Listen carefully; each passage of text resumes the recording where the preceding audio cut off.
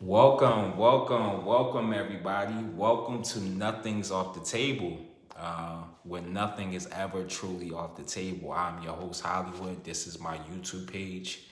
And on this page, we talk about anything and everything under the sun. We talk about black male masculinity. We talk about spirituality. We talk about family matters. We talk about relationship matters. We talk about friendship matters. We talk about anything and everything under the sun because nothing's off the table, y'all. You know? And we're going to get into it. Today is a very special day, and it's a very special day for me to drop this episode. That's why I'm dropping it on this day. Today is actually my birthday.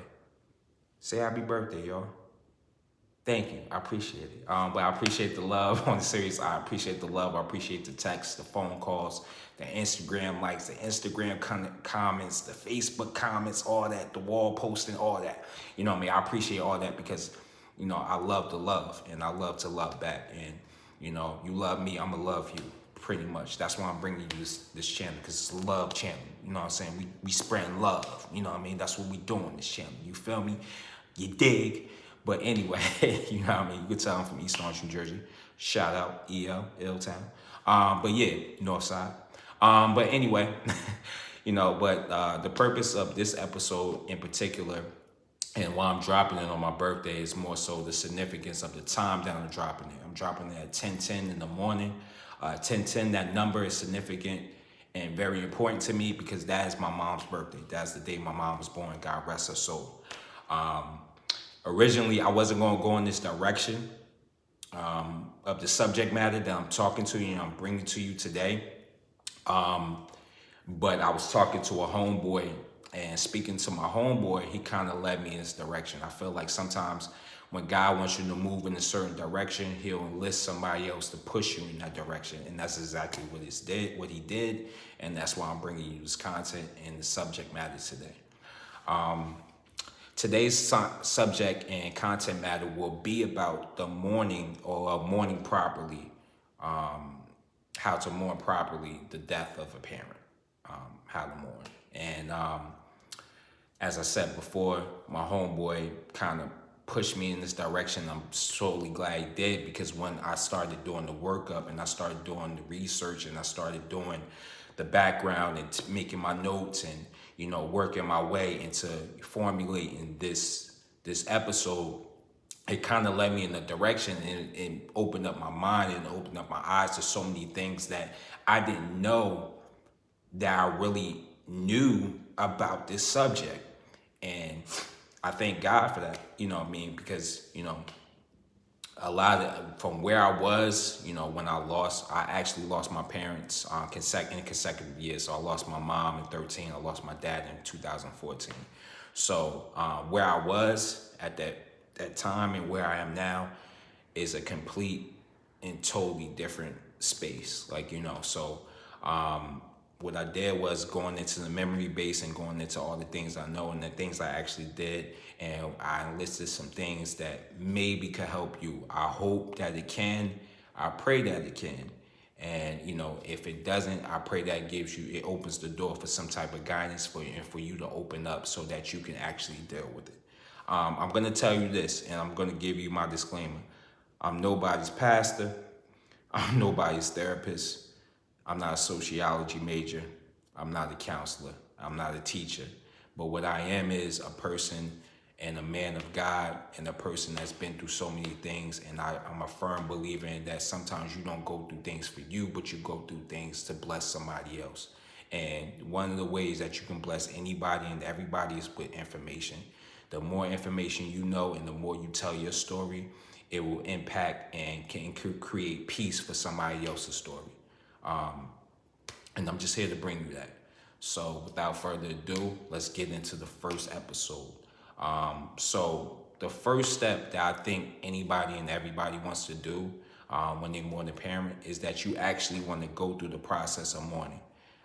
Mourning doesn't have a particular guideline to it. It can be anything from just crying when you need to cry, showing sorrow when you need to sorrow, praying when you need to pray. If you need to yell out and scream out and that's how you need to communicate at that time, for whatever reason, then that's what you need to do. Because it does you no good by holding in those emotions. It does you no good by holding in the cry, holding back tears. It does you no good by being sad for a certain period of time. It does you no good by not praying. It does you no good by just holding on to this baggage. Baggage is not good. It's like, it's almost like, because when you have baggage, what you do is you bring that and it trickles into other situations. It's kind of like, if you've been at an apartment or a house for so long, and then you finally decide to move because you want better things or you want more space or whatever the case may be, and then you've had these old things for so long, and you bring those things with you to the new house or the new apartment without actually unpacking. So you just box everything up. You put a whole bunch of stuff into a couple of boxes. You don't even separate them. You don't assort them or anything. And then you bring them to the other one. And what that causes, when you're unpacking, and it causes chaos. It causes, it's baggage. It's things you're going to find out that you have things that you don't need. You have things that you don't want. And then what it's going to do is you have to get rid of it. That's what it all boils down to. You have to get rid of it so it can make way for new things, so it can make way for new space and new blessings and new peace and stuff like that. And that's why you have to mourn. That's why you can't hold on. We're in the season where holding on can hold you back, and that's what you don't want to do. I'll give you, and also what it does is it can create like pretty much generational curses. I'm a parent. I have a 15-year-old daughter. My daughter's my everything. My daughter's my light. But I do understand, and she understands, and I've had this conversation with her, that one day I'm not going to be here. But one of the things that has always been my prayer, and it's in my prayer constantly, is that the day I leave this earth, that she is fine, that she doesn't hold on to that pain, that she doesn't hold on to the fact that I'm not here physically, because my spirit is always going to be here. My spirit is always going to be able to protect my baby. And the things that I instill in her now is going to prepare her for me not being here physically later. And one of the things that I want to do, and the reason why I speak to her about these things, and I don't want to make it seem like I'm talking to my daughter about death all the time, because I'm not. But one of the things that I want to instill in her is that the fact that when I'm not here, it was God's plan. And when God wanted me to go, that's when he wanted to allow me to graduate to heaven. And, when I go, I want you to live your life. And I want you to live a peaceful and happy life. Not be happy you're not going to be happy initially that I'm gone. You're not going to be happy that I'm gone. But at the end of the day, I want you to be able to cope with it. Because these things can, not mourning and not unpacking and holding on can cause generational curses. One of the reasons I know this for a fact is because it happened to me. Example. 18 years prior to my mother passing, 1995, my grandmother, my Nana passed, God rest her soul. And that process was very eye-opening to me, even at 10 years old. I watched my mother bury my mother. I watched her plan the funeral. I watched her plan the wake. I watched her do everything. And not one time did I see her cry. Not one time did I see her get on her knees and pray to God. Not one time did I see her in any type of sorrow. I didn't see it. So what that did at 10 years old, it was like, it was very impressionable upon me. So, I just thought it was normal. I didn't, really think twice about it. So you fast forward 18 years, I lose my mom. My mom passes, similar fashion to my grandmother, and I do the same exact thing without even knowing, because that's what I had seen. I didn't see. So I'm only going by what I seen. So, and I'm only going by my experience at that time. I've never, that was my mom, so that was my best friend, my love, my everything. And I didn't let it go. I just let it consume me. And coincidentally, I actually did see my mom mourn, but it was years after my grandmother passed away. And then the same thing for me. I mourned years after. So what that did was, at the time, little did I know why, but it was affecting my relationship at the time with the woman I was with. It was affecting my relationship with my child. It was affecting my relationship with my baby mother. It was affecting my relationship with my friends. It was affecting my relationship with my brother. All these things, all at the same time, all these things were falling apart in my life. And I couldn't, for any reason, I couldn't understand why. And it was simply because I hadn't dealt with the fact that my mom is not here. I hadn't. Then you fast forward a year later, my father passes away. Luckily, before my father passed away, we were cool. We got cool. I got the thing, what I needed. He got what he needed. We got the relationship and to make up for lost time. And that was a blessing. But being the fact that I didn't unpack what happened with my mom, how could I possibly unpack what happened with my dad and my dad no longer being here? So that's why it's very important for you to mourn. You have to mourn, go through these steps of sorrow, go through these steps. If you got to cry, whatever you need and whatever comes upon your heart and you feel like doing at that time or during that period of time, because mourning is not one day.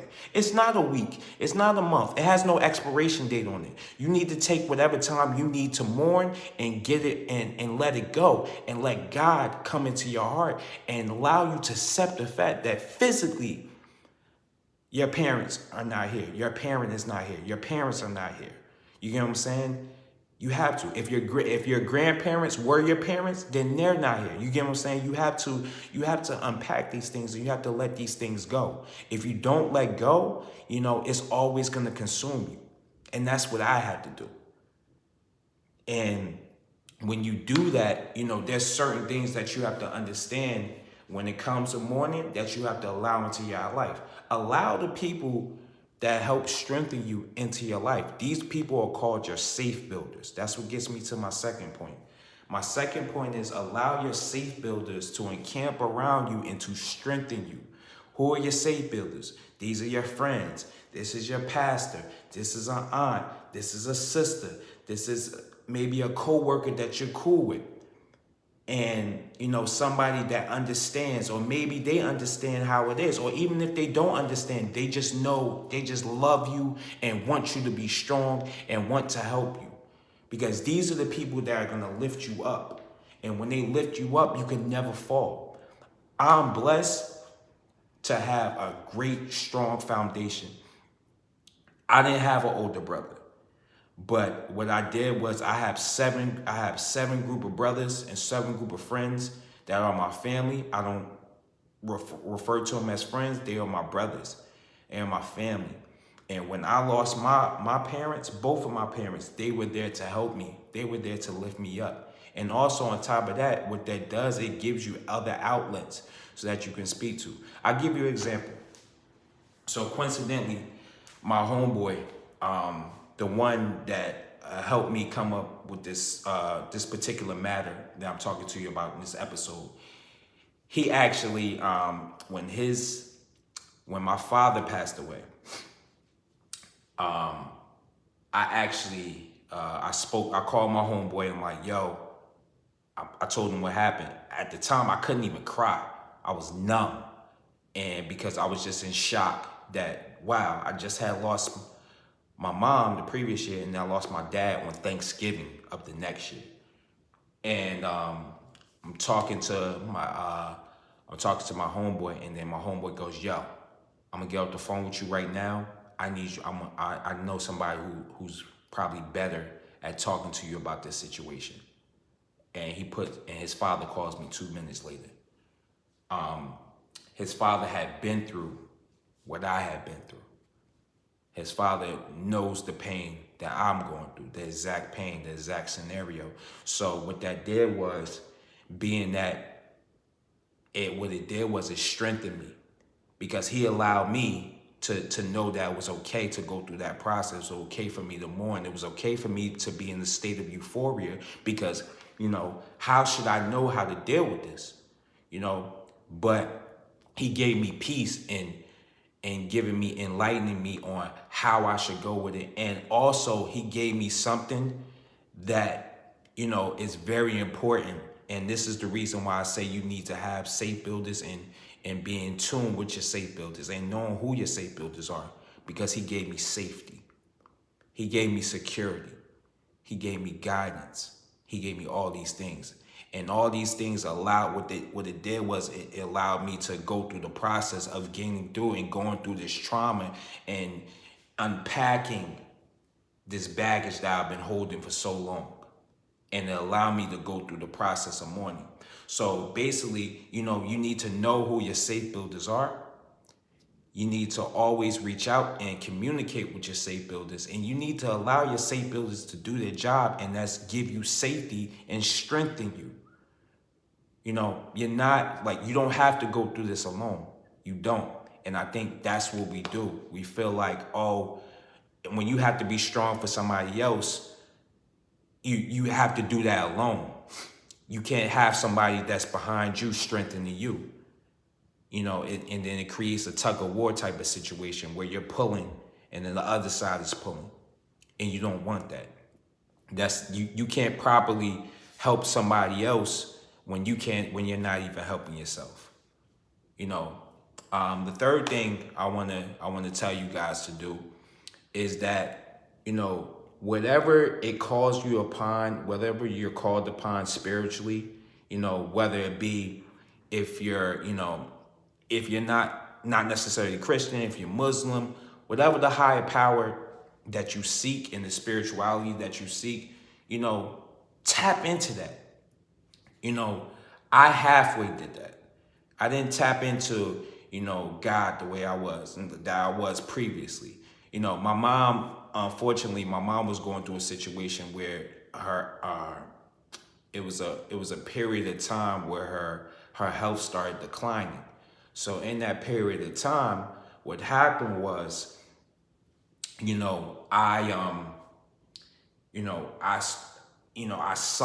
sought God, but the reasons why I was seeking God, although they were pure, but I think sometimes we think that when we pray that it should, it going our way is exactly how we see it, as opposed to what the situation may be called for. Meaning like to clear that up for you, meaning like sometimes like the saying goes, sometimes we have plans and we feel like we know what's right, and sometimes our minds supersede what maybe God has in store and why God has that in store. You know what I mean? And in this particular matter, why I'm saying that is because my mom, I was praying for, oh God, heal my mom. Oh God, heal my mom. Oh God, heal my mom. Little did I know, my mom was tired. I'm a firm believer that people are not made to live on earth to suffer. You're made, sometimes your testimony is, sometimes your story is not for you, it's for somebody else, it's to create a testimony for somebody else. But sometimes your testimony is the legacy that you leave behind and the person that you were when you had this time on earth. In this case, my mother's legacy is left behind was me, my brothers, her kids, and also the woman that she was. And what God was telling me to do at that time was pray for what's right. Pray for what is meant to be. Do not pray for what you want. Pray for what's necessary. Pray for what's of God. And, as I started to pray, and as I started to get back into my Bible, and as I started to do the things, it created peace for me. So it created a safety net for me where, you know, at the time when I was going through it, I didn't know how to deal with it. I didn't know how to mourn. But when I actually sat down and got back into God and prayed to God and did all the things that I needed to do, it allowed me to, you know, recreate my infrastructure, and it allowed me to create my peace within God. And where it took me into a place where I wasn't angry anymore. I wasn't unhappy that, you know, or stuck in the funk that, you know, I couldn't get out of, being that my parents were gone.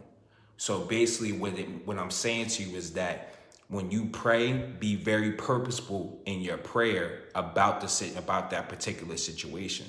And don't try to lean to your own understandings, because it's gonna lead you into funk. It's gonna lead you into maybe a very dark place that you don't want.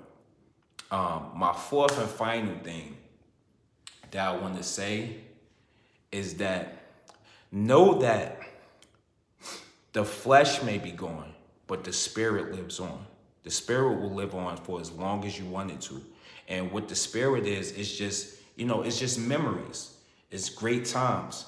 It's good times. It's that cookout that you remember. It's that funny joke that you remember your parents saying. It's that, you know, maybe it's that butt whooping that your parent gave you that you like, you get older, like, yeah, I realized she whooped me. Or maybe it's the whooping that you like, I ain't deserve that. That was my brother's fault. But anyway, but it's that laughter. You see how I'm just, you know, joking with you and being jovial and allowing myself to just remember great memories. There's times where I'm in a car and I'm driving and I just think of something funny that my mother said, or a funny situation that I was in, or something embarrassing that I was able to only tell my mom, because my mom was my best friend.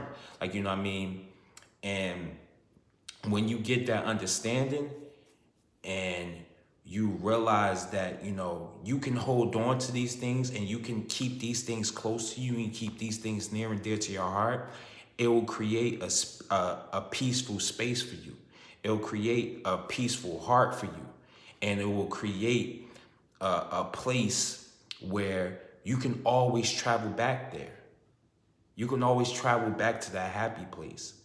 You know, I'm a firm believer in that, you know, the spirit stays alive, because there's a lot of things that, you know, along with the memories, there's a lot of things that, you know, there's a lot of things that happen in my life. And I know for a fact that that's my mom interceding on my behalf for God. That's my father interceding with God on my behalf. That's my mother going up to God like, look, man, you got to, look, my son down there, like, you know what I mean? He don't have me. He don't have his parents, but he has you. He's holding on to you. He keeps faith in you. He loves you. He believes in your favor. He believes in your word. You know, can we make something happen for him? Like, you know what I mean? This not going right in his life. Let's make this happen in his life. You get what I'm saying? So that's why I'm a firm believer in the spirit lives on, because the spirit lives on because, you know, the spirit is what keeps you going. Their spirit is what lives inside of you. Their spirit is the reason why it what motivates you to do what you do, or to live in your purpose, or figure out your purpose, or figure out life. You know, sometimes we don't make decisions based on, you know, something that, you know, we know our parents would be against. There's a lot of decisions I don't make because I know my mother or my father would be against that. Even my grandmother, you know, would be against that. So, you know, it's not, that's what the spirit is there to do. The spirit is there to uplift you. It's not to hinder you. And that's one thing I definitely want to, you know, embed into your minds, is that, you know, life is a very precious thing. And, you know, knowing the points and knowing that you know, knowing what you want to do in life, and knowing that you have the requisite, you know, things around you and the builders around you to do it, is what's going to get you through. And holding on to that spirit, but not holding on to the fact that the flesh is gone, is exactly what gives you peace and what helps you get to a peaceful place. Is definitely what helps me. I just, I just think that, we want to take all these things, that I've given to you and all the steps that I've given to you and I've tried to guide you on and put that into play. So the first step, like I said before, is to mourn. The second step is to, build your requisite safe builders. Know who those safe builders are. Know who those people are in your life and allow those people to do just what they do, and that's strengthen you. The third is to unpack. Take the baggage away. Take it away. Throw it away. And be confident in what you're unpacking, so that you can be a blessing to somebody else. When you unpack, you allow new blessings to come into your life, and you need to be a blessing to somebody else, because sometimes we would, our testimony is to encourage somebody else. We don't get to that testimony unless we start to unpack our own stuff, unless we start to unpack that old apartment and put new stuff into that new apartment. The fourth thing that you want to do is you want to always be cognizant of the fact that the flesh will live. The flesh will not live, but the spirit will live forever. Know that. The spirit is something that, you can feel. It's something that you can tap into at any time. And it's not in spirits in like a ghostly thing, because I think sometimes we think spirits, we think of spookiness and stuff like that. No, it's just the fact spirits are memories, treasures that you can hold on to anytime. You can think about that time at that cookout. If your father was there to walk you down the aisle, you can think about that time. You can think about that time, if you're a guy that you had that mother-son dance at your wedding, you can think about that time you was able to pay a bill for your mom. You can think about that time you was able to celebrate Mother's Day with her and all these other things and celebrate her. You can think about that. And those are things that you can hold on to. So with that being said, I thank y'all for giving me your time. I hope I didn't talk your ears off. I hope you take solace in all the things that I said. I hope that you take this and you give with a grain of salt. I know we went over our time, and I know our time was long, but it came from the heart. It was something organic, and it made me speak the way that I spoke to y'all. And I hope I came across in the right light. And I hope that this helps you if you are going through, and if you know somebody that's going through. What I do want y'all to do is I want y'all to like and subscribe to my YouTube channel. Most of y'all may have gotten this link from my Instagram page, or I have it on my page. I also have an email, nothingsoffthetable326@gmail.com. My Instagram is YFG Hollywood. Once again, Instagram, YFG Hollywood. My Facebook is my full name, Christopher Holloway. So, once again, if you have any feedback, if you got any tips or things that you want me to talk about, definitely holler at me. I'm definitely open to it. If you have anything that you want to discuss with me. If you want to discuss this further in a separate chat, there's some things you want to get off yourself, get off your chest, and and you want me to clear up for you, definitely holler at me. Once again, Instagram, YFG Hollywood. Also, email, nothingsoffthetable326@gmail.com. Facebook, Christopher Holloway. And I love y'all. I'm so happy that y'all were able to watch this first episode and go through this beautiful journey with me. I love you all. Peace, love, and have a wonderful rest of your day. 1.